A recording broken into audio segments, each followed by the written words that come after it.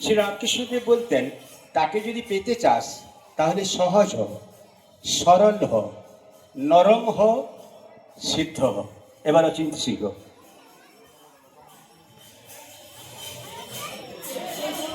হরে কৃষ্ণ কৃষ্ণ কৃষ্ণ হরে হরে, হরে রাম রাম রাম হরে হরে। আমরা জগন্নাথ দেবের শ্রীচরণে কোটি কোটি প্রণাম জানাই। বলভদ্রের শ্রীচরণে, সুভদ্রা মায়ের চরণে। আজ এই চৈতন্যপুর গীতা ভবনে আমরা এত মানুষ যে সমবেত হয়েছে, অনেক জ্ঞানী গুণী বিদগ্ধ মানুষ আছেন, অনেক বৈষ্ণব ভক্ত মহাজন আছেন, মায়েরা আছেন, তাদের যথাস্থানে আমার প্রণাম শ্রদ্ধা প্রণাম জানাই।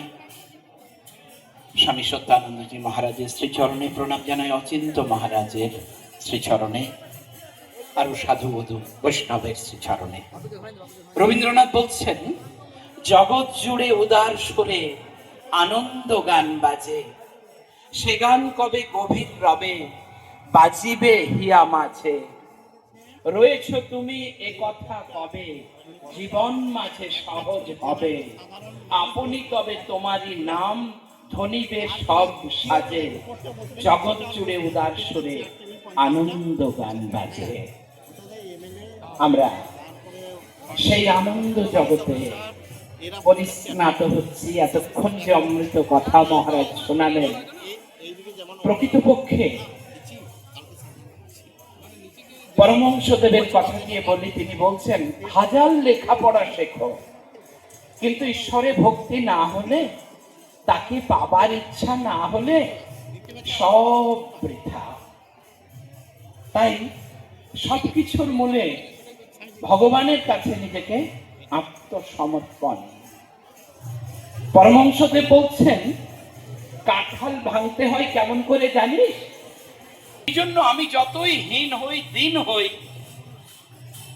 তিনি আমার উপর কৃপা করবেনই করবেন। শুধু আমাকে একটু উন্মুক্ত হতে হবে। পরমহংসদেবের কাছে ভক্তরা যখন প্রশ্ন করেছিলেন যে মানুষ এত কষ্ট পাচ্ছে কেন প্রভু, আপনি সবার কষ্ট দূর করতে পারেন না? ভগবান বলেছেন, তার কৃপা বৃষ্টি ঝরে পড়ছে, কিন্তু ঘটি উবুড় করে রাখলে কি তাতে জল ভরবে? তাই ঘটিটা একটু উন্মুক্ত রাখতে হয়। ঠিক তেমনি আমরা ভগবানের কাছে নিজেকে যদি একটু উন্মুক্ত রাখার চেষ্টা করি, যদি তার সঙ্গে যোগে যুক্ত হবার চেষ্টা করি, ওই জন্য আমাদের সবকিছু কি আছে জানেন তো? নিবেদন করার কথা। ওম ব্রহ্মার্পণম ব্রহ্মোবি ব্রহ্মাগ্নৌ ব্রহ্মণাহুতম ব্রহ্মৈব তেন গন্তব্যম ব্রহ্মকর্ম সমাধিনা প্রভু সেবা ব্রতা ভক্তা বয়ম সম্প্রার্থয়ামহে কল্যাণার্থং প্রসাদস্য সংস্কৃতে বিশ্বস্য বুদ্ধয়েন সৎপ্রজানম চ রক্ষণম सर्वत्र सर्वदा शांति समाधानम च सर्वथा। ओम शांति शांति शांति। কেন বলা হয়েছে? তাহলে আমরা যা খাবো, যা কর্ম করব, যা দান করব, যাই করি না কেন, তা ভগবানে আত্মসমর্পণ করে করতে হয়। তাই ভগবান বলছেন, মন্মনা ভবমত ভক্ত মজ্জাজি মাম নমস্কুর মামেব পশ্যসি যুক্তা এবং আত্মানাম মৎপরায়ণ। মনমনা হোক, তোমার মন আমার মন এক করে দাও। ভগবান অন্য জায়গায় বলছেন, রাজবিদ্যা রাজগুহ্য যোগ আরেক জায়গায় শুরুর দিকে বলছেন, কি বলছেন তিনি? অনন্যশ্চিন্তন্তু মাম যে জনা পর্যুপাসতে তেষাং নিত্যাভিযুক্তানাম যোগক্ষেমম বহম্যহম। অনন্য চিন্তা নয়, অন্য চিন্তা। তাহলে আমরা যদি তার সঙ্গে যোগে যুক্ত হই, আপনারা মোবাইল চার্জ করেন তো, সবার মোবাইল আছে। ওই মোবাইল যখন চার্জ হবে তখন দেখবেন ফোন হবে না, মেসেজ হবে না, সিনেমা দেখা যাবে না, গান শোনা যাবে না, তখন চার্জ হচ্ছে। ঠিক তেমনি আমরা যদি সকাল সন্ধ্যা একটু চার্জ করে নিই নিজেকে, ভগবানের জন্য আধ ঘন্টা রাখুন, সারাদিন আপনার কর্মের সঙ্গে থাকবেন, ভগবানের সঙ্গে একটু তাকে ছোঁয়ার চেষ্টা করুন। যদি আমরা পারি, একবার চার্জ হয়ে গেলে দেখবেন কি স্পিরিট, কি শক্তি আপনার মধ্যে সঞ্চারিত হচ্ছে। স্বামী বিবেকানন্দ বলছেন, আমাদের দুর্বলতার বিরুদ্ধে যুদ্ধ করতে হবে, সাহসী হতে হবে। Be bold, be strong. Take the whole responsibility of your own shoulder. Arise, awake and stop not till the goal is reached. উত্তিষ্ঠত, জাগ্রত, প্রাপ্য বরান নিবোধত। এটা সবাই বলেছেন। রবীন্দ্রনাথ বলছেন, সংকোচের ওই বিহ্বলতা নিজেরই অপমান, সংকটেরও কল্পনাতে হইও না ম্রিয়মান, মুক্ত করো ভয়, আপনা মাঝে শক্তি ধরো, নিজেরে করো জয়। কবি নজরুল বলছেন, বলবীর বল উন্নত মম শির, শির নিহারি আমারই নত শির ওই শিখর হিমাদ্রির।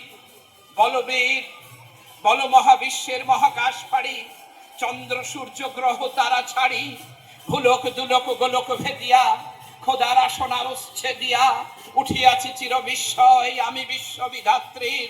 মম ললাটে রুদ্র ভগবান জলে, রাজ রাজ টিকা দীপ্ত জয়শ্রীর। বলবীর চির উন্নত মম শির।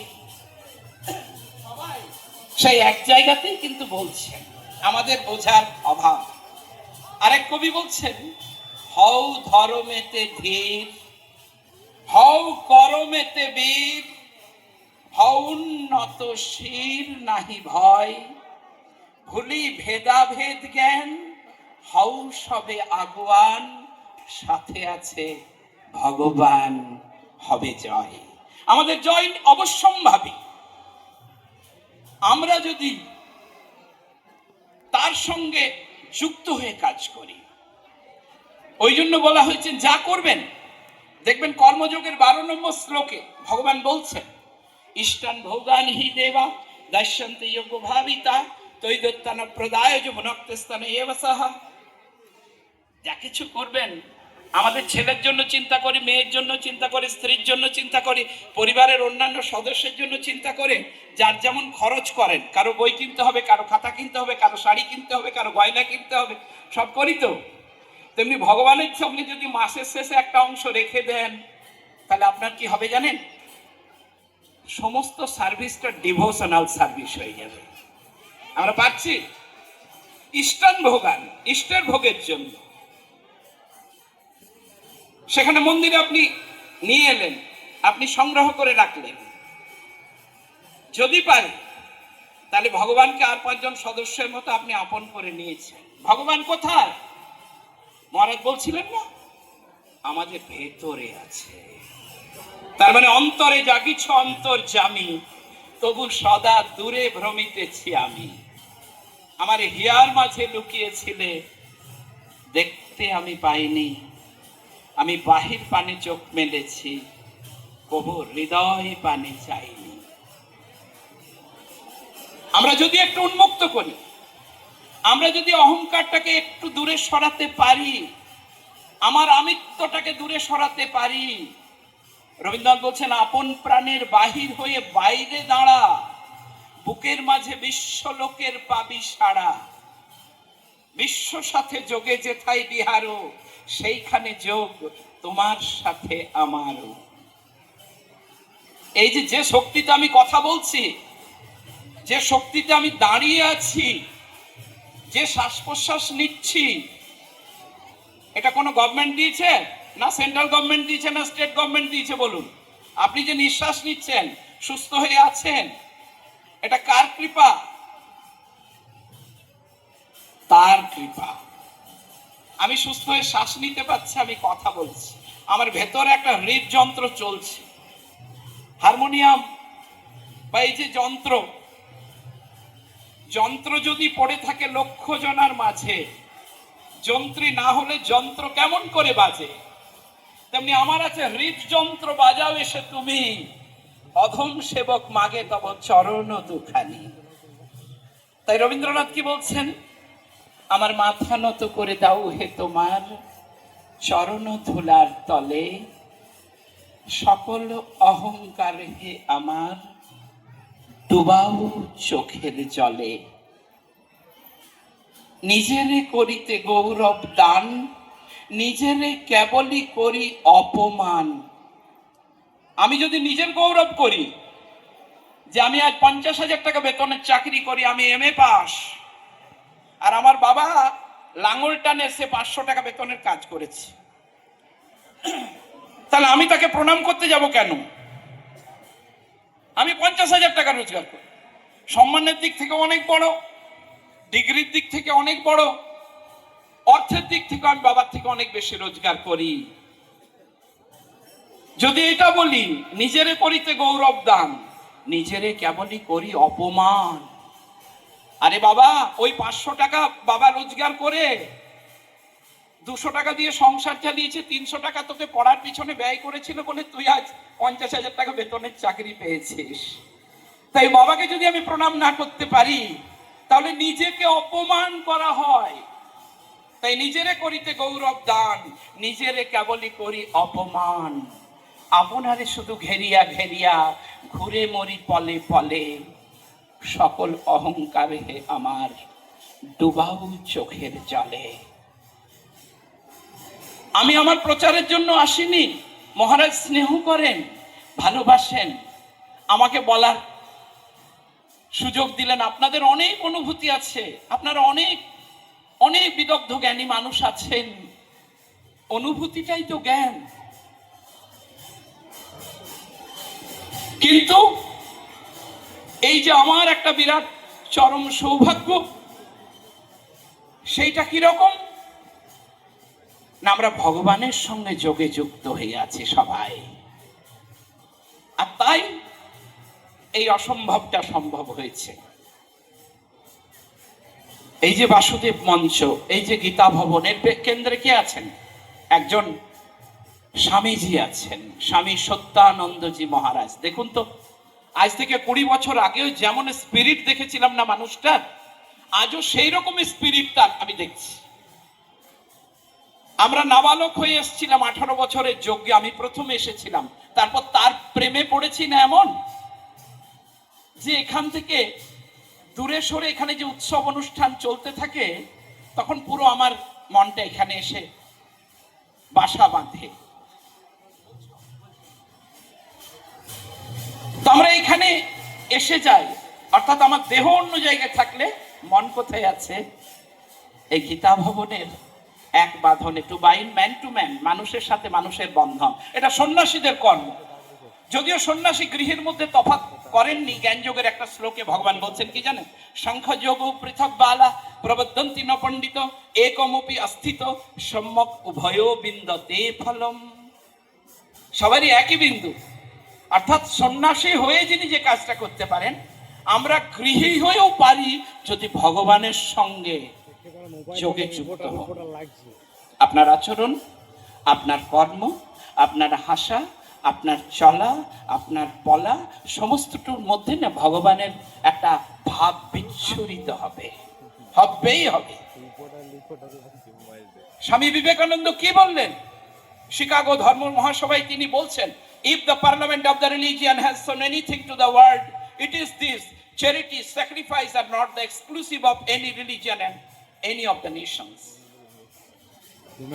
কি বলছেন? help and not fight, assimilation and not destruction, harmony and peace not dissension, বিবাদ নয় সহায়তা, বিনাশ নয় পরস্পরের ভাব গ্রহণ, মতবিরোধ নয় সমন্বয় ও শান্তি। কবি রবীন্দ্রনাথ কি বলছেন? তিনি বলছেন, এসো হে আর্য, এসো অনার্য, হিন্দু মুসলমান, এসো এসো আজ তুমি ইংরাজ, এসো এসো খ্রিস্টান, মার অভিষেকে এসো এসো তরা, মঙ্গল ঘট হয়নি যে ভরা, সবার পরশে পবিত্র করা তীর্থ নীরে, এই ভারতের মহামানবের সাগর তীরে। ভারত মায়ের অভিষেক হবে। এসো ব্রাহ্মণ, এসো মুসলমান, এসো খ্রিস্টান, সবাই এসো, তোমাদের সেই স্পর্শে ভারত মায়ের সংক্ষিপ্ত হবে। আরো অনেক বিদগ্ধ মানুষ আছে, আরো অনেক উচ্চ স্তরের কথা আপনারা শুনবেন। সবাই ভালো থাকবেন, আনন্দে থাকবেন। পরিশেষে আবার সেই কথা বলে শেষ করি, হও ধরমেতে ধীর, হও করমেতে বীর, হও উন্নত শির নাহি ভয়, ভুলি ভেদাভেদ জ্ঞান, হও সবে আগুয়ান, সাথে আছে ভগবান, হবে জয়। আমাদের জয় অবশ্যম্ভাবী।